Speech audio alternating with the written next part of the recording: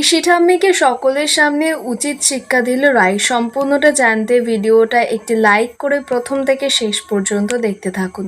গল্পের শুরুতে দেখা যাচ্ছে যে রাহুল তো পিসি ঠাম্মিকে একটা মিথ্যে কথা বলে রাইকে নিয়ে উপরে চলে যায় কথা বলবে বলে।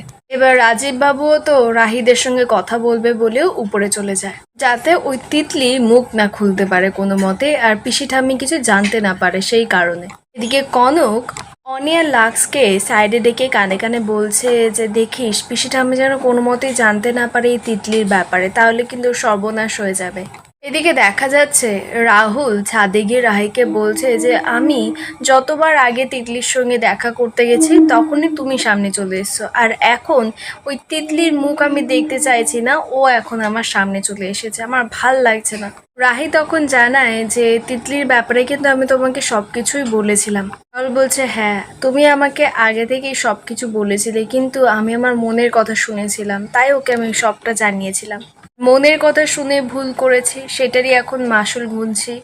আর যাই হোক, তোমার বোনকে এখন আমার একদম দেখতে ইচ্ছা করছে না। রায় বলছে আমি বুঝতে পারছি, কিন্তু আমি কি করব, যত সাধ্য তো চেষ্টা করেছিলাম ও যাতে এই বাড়িতে না আসে, কিন্তু আমি পারিনি। রাহুল তারপর কথা কথা বলছে যে যে ও বুঝতে পারছে না যে তিতলি রাহির সঙ্গে কোনো কথা না বলে কোনো কিছু না অনুমতি নিয়েও কেন এই বাড়িতে এলো। তখন রাহি জানায় যে আসলে ওর ফোনটা তো খারাপ হয়ে গেছে, ফোনে কোনো যোগাযোগ করতে পারছে না, সেই কারণেই ও এসেছে, না হলেও আসতো না আশা করি। আর সময়ও পায়নি যে বাইরে থেকে একটা ফোন কিনে নিয়ে আসবো। রাহুল তখন মনে মনে ভাবছে রাহির জন্য তো আমি একটা ফোন কিনলাম, কিন্তু ফোনটা তো সমস্যা হয়েছে বলে মিমুকে দিয়ে পাঠালাম, কিন্তু এখনো তো মিমুর আসার নাম নেই, কি করছে কে জানে। রায় তারপরে বলছে যে ভাবতেও পারছে না যে ও এই বাড়িতে চলে আসবে।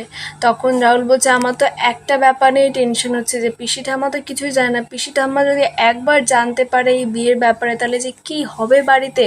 তোমাকেই কিন্তু রাহি তোমার বোনকে বোঝাতে হবে।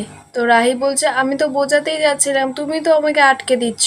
তো তখন রাহুল জানায় যে পিসি ঠাম্মির ব্রেন কিন্তু খুব শার্প, যা করতে হবে সব কিছু ওনার আড়ালে করতে হবে, যে করেই হোক না কেন তোমার বোনকে বোঝাতে হবে, আর তোমার বোনের উপরে আমার কোনো ভরসা নেই। রায় বলছে তোমার কি মনে হয় আমাদের কি করা উচিত। রাহুল বলছে এখন শুধুমাত্র একটাই উপায়, আমাদের দুজনকে পিসি ঠাম্মির সামনে হ্যাপি কাপল হয়ে থাকতে হবে। এরপরেই তো উপরে রাজীব বাবু আসে, এসেই রাহুল আর রাহিকে জানায় যে বড় পিসিমা আর রাহি তোমার বোন সব দুজনেই কিন্তু মুখোমুখি, এবার কি কেলেঙ্কারিটা হতে চলেছে বুঝতে পারছো তো। ওই মেয়েকে যে করেই হোক না কেন ওই বাড়ি থেকে বিদায় করতে হবে। কিন্তু অনেকক্ষণ তোমরা উপরে এসেছো, এদিকে কিন্তু পিসি ঠাম্মা ওই মেয়েকে প্রশ্ন করেই যাচ্ছে, আর ওই মেয়েকে আমার এক ফোঁটাও বিশ্বাস নেই, কখন যে কি বলে দেবে তখন কিন্তু সর্বনাশ। তাই বলছি যত তাড়াতাড়ি সম্ভব ওই মেয়েকে আমাদের বাড়ি থেকে বের করতেই হবে। রাজীব বাবু রাহিকে দেয় যে ওর বাবাকে একবার ফোনটা লাগিয়ে দাও, তারপর রাজীব বাবু কথা বলে বলে। তো রাহি ফোন করে, এদিকে তথাগত বাবু ফোনটা দেখেই তো ভয় পেয়ে যায় যে হঠাৎ করে রাজীব বাবু আবার কেন ফোন করছে। সুজাতাকে জানায়, সুজাতা বলছে ফোন তো ধরতে হবে দেখো, তখন তথাগত বলছে না এমনি ফোন উনি করতেই পারে, কিন্তু এই কদিন যা ঘটেছে। তো ওদের কথা বলতে বলতে ফোন কেটে যায়। রাজীব বাবু তারপরে রাহিকে বলছে তোমার মায়ের ফোনে ফোন করো একবার। তো রাহি তো সুজাতাকে ফোন করে, সুজাতা ফোনটা দেখেই তো ভয় পেয়ে গেছে যে আবার কেন ফোন করছে।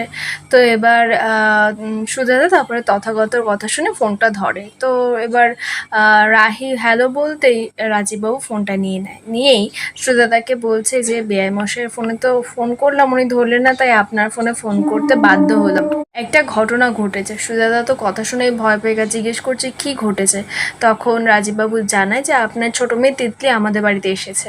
সুজাতা অবাক মনে মনে ভাবছে যে ও বললো কলেজে যাবে, ও রাহির শ্বশুরবাড়ি চলে গেছে। রাজীববাবু বলছে ফোনে আছেন। সুজাতা বলছে হ্যাঁ আমি ভাবছিলাম যে ওর এত বড় সাহস, ও আপনাদের বাড়ি চলে গেল।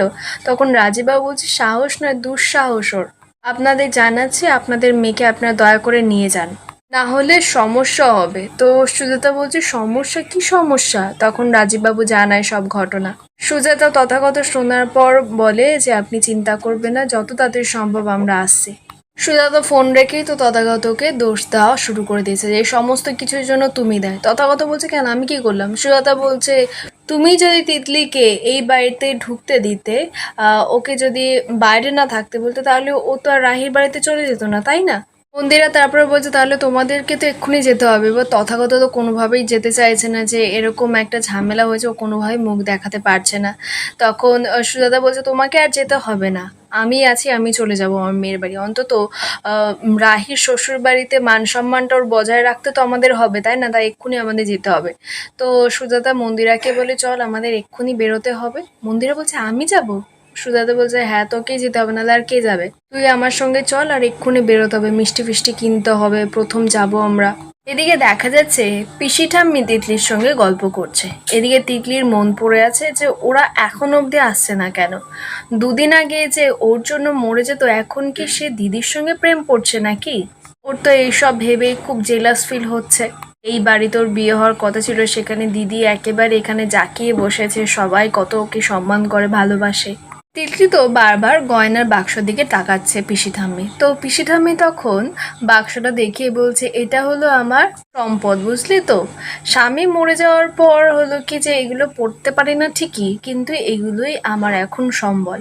আমার বাবা তোমার বিয়ের সময় গা ভর্তি করে গয়না দিয়েছে, অবশ্য আমার শ্বশুর মশাইও ভরে দিয়েছিলেন একেবারে গয়না। পিসি ঠাম্মি তারপরে গয়নাগুলো বের করে তিতলিকে দেখাচ্ছে। তিতলি দেখে তো একেবারে জোরে ফায়ার জেলাসি হচ্ছে খুব, যে সবকিছু দিদির হবে আর ও কিছু করেও করতে পারছে না এখানে।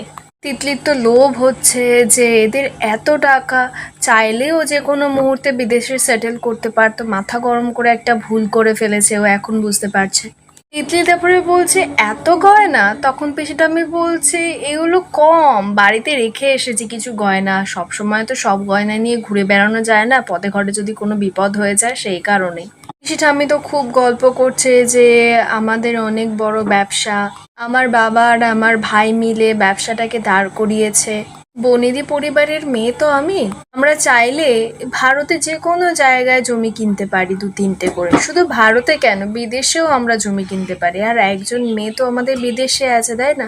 চাইলে আমরা ওখানে গিয়েও থাকতে পারি। এদিকে তিতলির তো শুধু লোভ হচ্ছে ও দিদি কেন এই বাড়িতে বিয়েটা হয়ে গেল, ও কেন এইভাবে চলে গেল, ওর তো এখন হাত কামড়াতে ইচ্ছা করছে যে ও কত বড়ই না ভুল করেছে, লোভ হচ্ছে। কিন্তু ও ঠিক করেছে যে ও জায়গাটা আবারও ঠিক করবে। পিসি ঠাম্মা তারপর তো রাহুল ওদেরকে ডাকছে, বলছে কি কাগজ খুঁজতে গিয়ে কি ওরাই কাগজ হয়ে গেল নাকি, এখনো আসে নাম নেই? সবাই তো ছুটে ছুটে এসেছে নিচে। পিসি ঠাম্মা জিজ্ঞেস করছে কি ব্যাপার, এত সময় লাগে? রাজীব বাবু তো কোনো রকম একটা ছুতো দেয়। পিসি ঠাম্মা তারপরেই রায়কে বলছে ও নাথ বউ, তোমার বোন এসেছে, তা বোনের সঙ্গে একটু কথাবার্তা না বললে চলে? তুমি গিয়ে ঘরের সঙ্গে তোমার বরের সঙ্গে গিয়ে গল্প করছো বসে বসে। তোমার বোনে তোমার জন্য মনটা কেমন করছে, কখন থেকে কথা বলবে ভাবছে। তা এবার তিতলিকে বলে যে কি বলবে বলো তোমার দিদিকে। রাহিতে তখন ভয় পেয়ে যায়, পিসি ঠাম্মাকে বলছে যে আমি বোনকে ঘরে নিয়ে গিয়ে ওর সঙ্গে কথা বলি, তারপরে না হয় ওকে আমি ওর হোস্টেলে দিয়ে আসবো। পিসি ঠাম্মি তখন বলছে কি, একই জায়গায় বাড়ি থাকতে হোস্টেলে কেন থাকে তোমার বোন? বাপ মা নেই নাকি? রাহির তো খুব খারাপ লাগে, রেগে যায় পিসি ঠাম্মার উপরে। পিসি ঠাম্মা বলছে কি গলা তুলছো কেন, যেই না একটু সাহস দিয়েছে অমনি গলা তুলছো? তখন রাহি বলছে ক্ষমা করবেন, তবে আমার বাবা মা দুজনেই জীবিত, শুধু ওর একটু পড়াশোনার অসুবিধার জন্য ওকে হোস্টেলে দেওয়া হয়েছে। কেমন লাগলো আপনাদের আজকের এই এপিসোডটা অবশ্যই কমেন্টে জানাবেন।